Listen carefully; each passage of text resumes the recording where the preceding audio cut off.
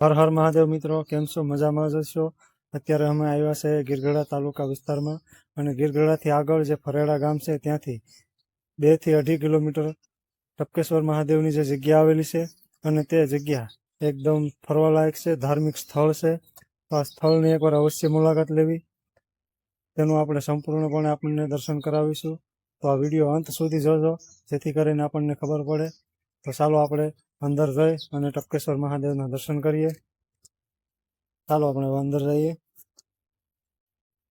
શરૂઆતમાં અંદર એક કાળ ભૈરવ દાદાની મૂર્તિ આવેલી છે, તો એમને પણ દર્શન કરી લઈએ.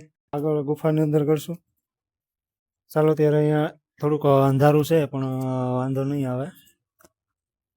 અહીંયા બેઠે જવું પડશે.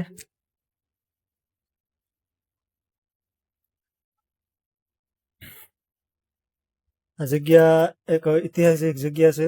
ખબર નહીં, હવે એનો કાંઈ ઇતિહાસ ખબર નથી, પણ આ જગ્યા એક અદ્ભુત જગ્યા છે.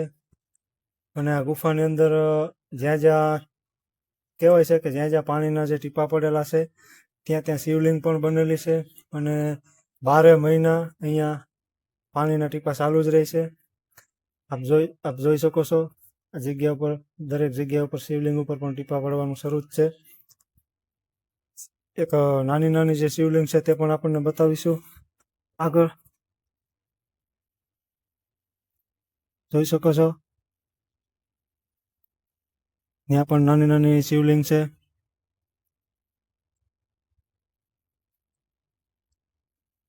અંદર પણ ઘણે દૂર સુધી ગુફા છે, ત્યાં અંધારું છે, ત્યાં જવાય તેમ નથી.